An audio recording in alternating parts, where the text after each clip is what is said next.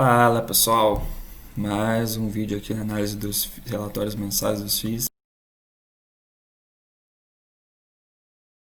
Hoje nossa análise vai ser do FII GGRC11 do mês de abril, GGR Covep Renda FII.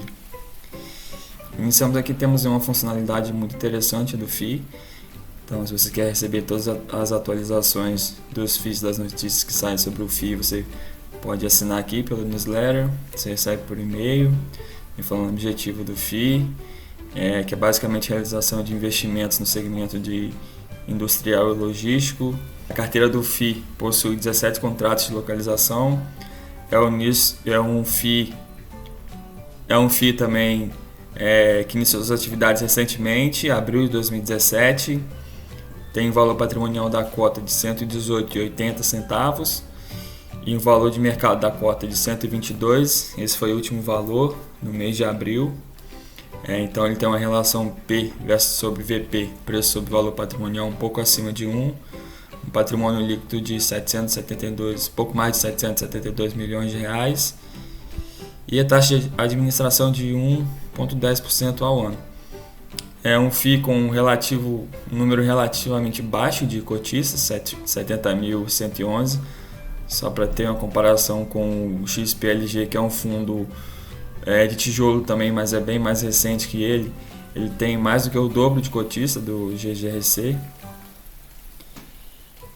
Aqui é o sumário, né? No comentário do gestor, ele vem falando sobre o número de... Teve uma queda no número de negociações das cotas do FII na Bolsa no mês de abril. Isso a gente já vem experimentando, já é uma tendência, né? Porque a gente veio em período de pandemia, então os negócios tendem a cair. Fala que a base de cotistas está com cerca de 70 mil cotistas, que teve um aumento de 2,9% no mês de abril, comparado com o mês de maio.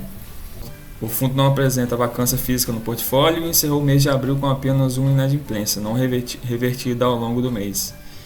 Esse foi um fato relevante publicado no dia 15 de abril, então ele teve várias tratativas no mês de abril com vários inquilinos para tentar encerrar a inadimplência, porém ele não conseguiu reverter a inadimplência de apenas um inquilino. Então esse um inquilino impactou na distribuição do valor do rendimento da cota no mês de abril. Fala também que tem um comentário geral, né, não sobre o cenário político do país, mas também no mundo como um todo. Aqui sobre o Brasil ele fala sobre a recuperação no índice Bovespa no mês de abril, mas que o índice acumula uma queda de 30% no ano ainda. Também fala sobre o índice IFIX, que apresentou uma recuperação de 4,39% no mês, mas vem de uma desvalorização de 18,39% no ano de 2020. Ele fala da recuperação da queda da Selic, que beneficia o mercado de crédito, aumentando o mercado de crédito local, mas também afugenta investidores estrangeiros, devido à baixa remuneração dos títulos brasileiros. Ele fala também sobre a alta do dólar, que chegou no mês de abril a bater R$ 5,42. Também fala sobre o cenário local, com a turbulência na Secretaria no Ministério de Saúde, que nós tivemos no mês de abril, a troca repentina dos ministros, e falou também sobre o que enxerga a divergência entre os governos federal e os governos dos estados, né? Que alguns estados querem fazer uma restrição maior e o governo federal propõe diminuir as medidas de restrição.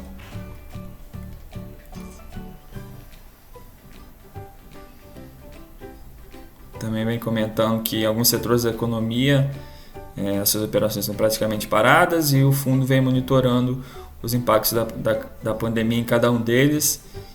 O gestor comenta também que acredita que os setores logístico e industrial, que é o setor em que esse FII tem a sua atuação, tem uma maior resiliência em comparação com os outros setores imobiliários, mas que também não sabe a extensão do período de pandemia e que isso no futuro, se esse período de pandemia vier a se estender, isso pode gerar maiores impactos nesses dois setores. Bem, distribuição de proventos, de resultados. Na distribuição de resultados, no mês de maio o fundo distribuiu 59 centavos por cota. No mês de maio, ele fala também que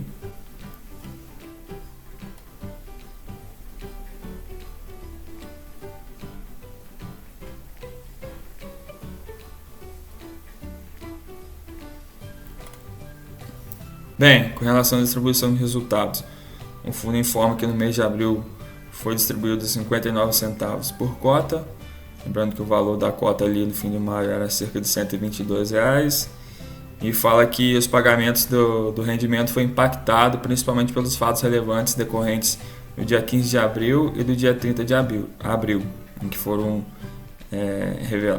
divulgados alguns atrasos e algumas negociações com os inquilinos para o pagamento dos aluguéis.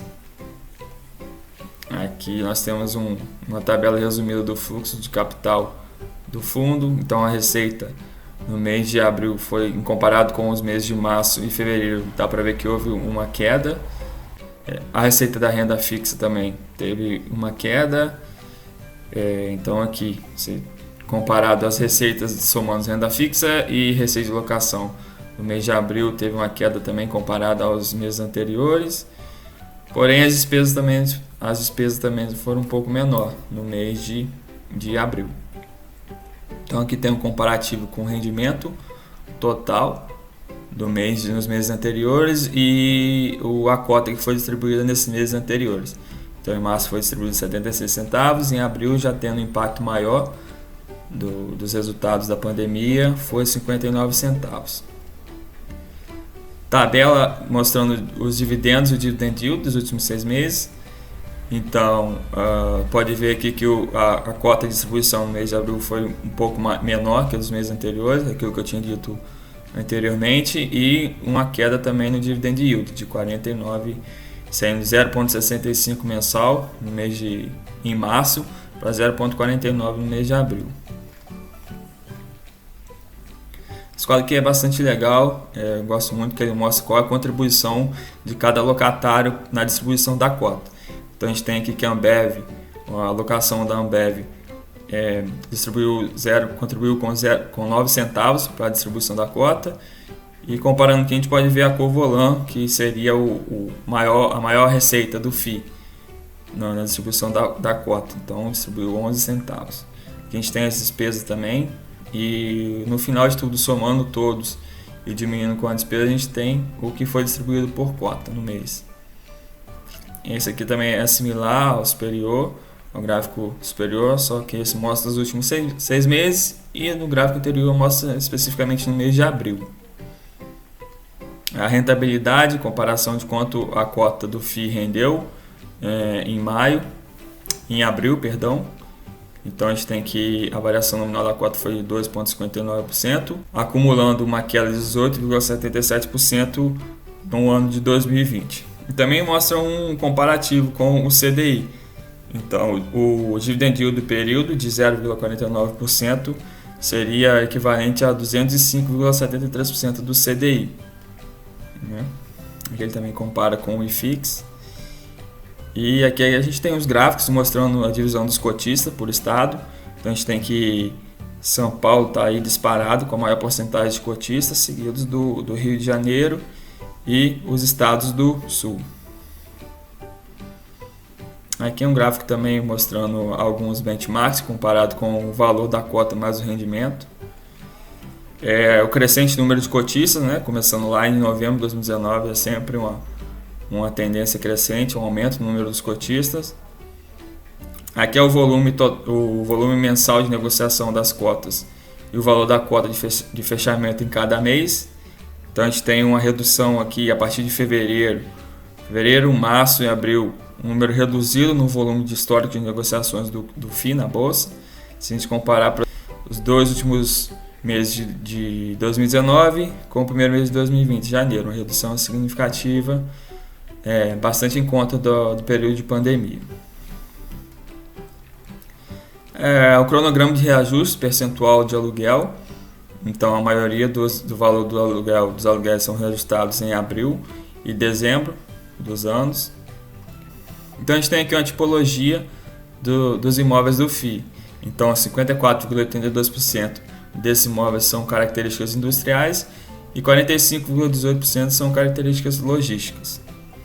É um FII bastante diversificado, a gente tem que 39,4% dos seus imóveis estão na região sudeste, 25% na região sul, 26,1% na região centro-oeste e 9,5% no nordeste. Então ele é um FII bastante diversificado nas 3 regiões aqui, sul, sudeste e centro-oeste. O ramo de atividade dos seus inquilinos é 32,29% na química e petroquímica, 28,23% na têxtil. A gente vê aqui, se a gente for pegar o comércio varejista, que foi um dos setores mais afetados durante o período de pandemia, representa somente 11,18%. Se a gente for comparar com o XPLG, que é um outro FII que investe em imóveis com funções logísticas e industriais, a gente pode ver que ele é bem menos exposto ao setor de comércio varejista. Então ele é um FII que teoricamente não sofreu, assim como o XPLG sofreu com essa pandemia. O índice de reajuste dos seus aluguéis, grande maioria é o IPCA, 79,79%. A gente tem que o prazo de vencimento de contratos desse FII é bastante longo. Então, 26,46% em 2028 e 37,38% a partir de 2030.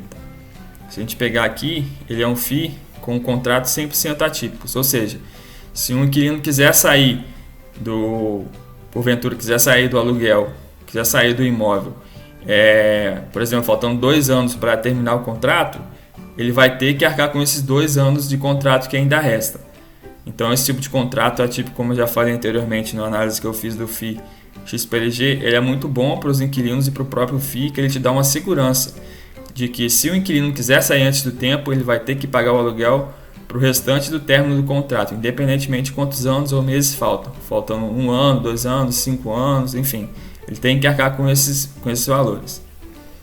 Então aqui para finalizar a gente tem os ativos imobiliários, os locatários, a localização, a área bruta locável, qual seria o aluguel por metro quadrado, o valor do aluguel por metro quadrado, o valor do aluguel e finalmente o vencimento dos contratos. Então a gente pode ver aqui que a grande maioria são contratos longos, 2030, 2028, 2032. Então é isso, pessoal. Terminamos aqui a análise desse FII. Se você não é inscrito no canal, eu peço para se inscrever, porque todo mês eu vou trazer análise desses FIIs para vocês.